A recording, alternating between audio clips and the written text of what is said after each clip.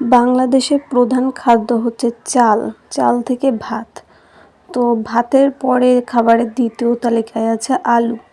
কারণ আলু খেয়েও কিন্তু মানুষ জীবন ধারণ করে থাকতে পারে। এটা সায়েন্সের ক্ষেত্রে আর কি ধারণা করা হয়।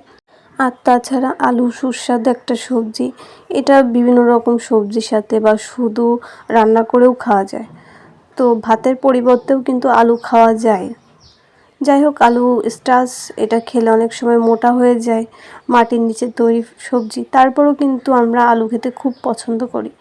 কিন্তু বর্তমান সিচুয়েশন এখন এমন হয়ে দাঁড়িয়েছে যে আলু কিনে খাওয়ার সামর্থ্য সবার নেই। এখন মধ্যবিত্ত ফ্যামিলিতেও আলু কিনে খাওয়ার ব্যাপারটা হচ্ছে বিলাসিতা হয়ে দাঁড়িয়েছে। আবার আলুর বিকল্প কোনো সবজিও নাই। কি ঠিক বললাম তো?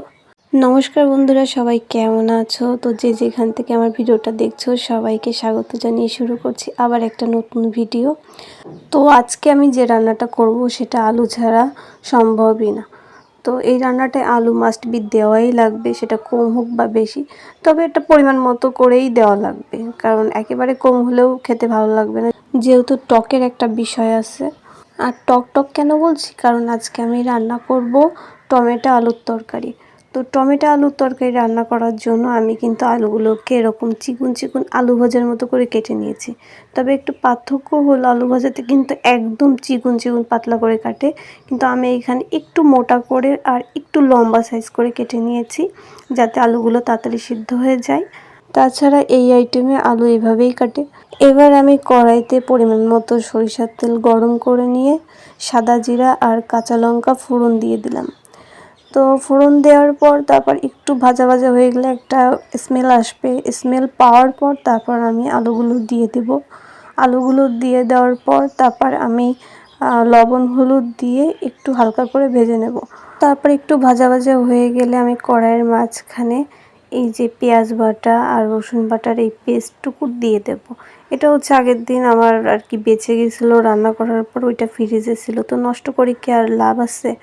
এখানে কিন্তু তোমরা আগে মানে আলু ভাজার আগে কিন্তু কাঁচা পেঁয়াজ কুচি দিয়েও রান্নাটা করতে পারো, কিন্তু আমার যেহেতু এখানে ফ্রিজে বাটা ছিল সে কারণেই কিন্তু আমি দিইনি। আমার কাছে মনে হলো যে এই বাটাটাই দিয়েই সব থেকে বেশি টেস্ট লাগে। তো তোমাদের যেটা সুবিধা, যেটা ভালো লাগে সেভাবেই করতে পারো।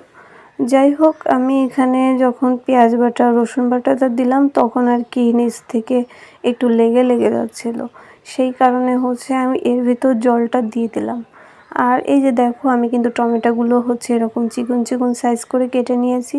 তো আমার মা যেটা করে আর কি রান্না করার সময় হচ্ছে আলুটা একটু ভাজা ভাজা যখন হয়ে যায় তখন কিন্তু এই টমেটোটা দিয়ে দেয়।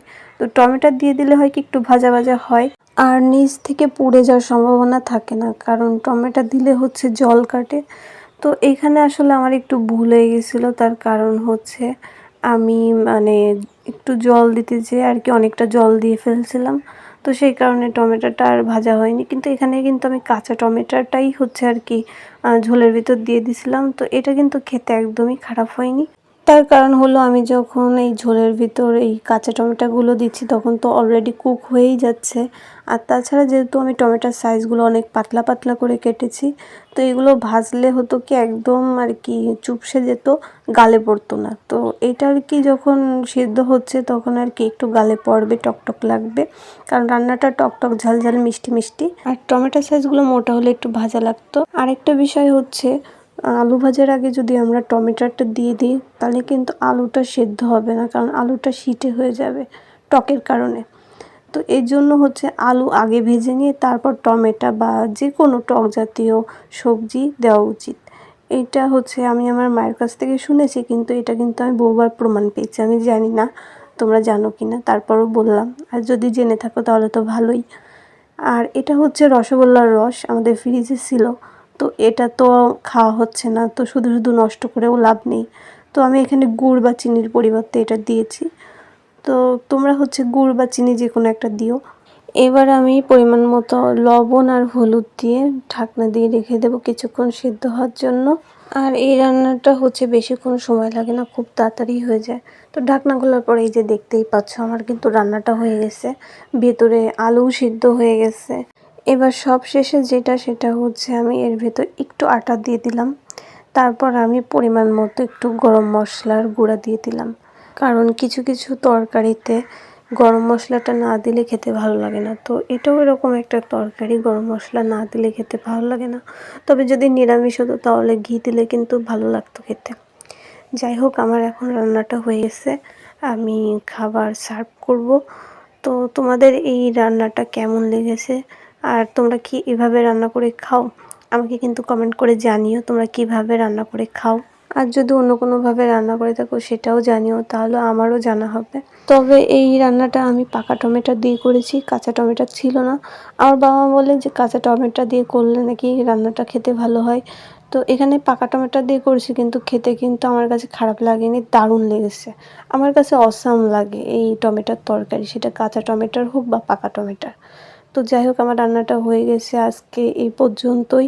তোমরা সবাই ভালো থেকো, সুস্থ থেকো, টাটা।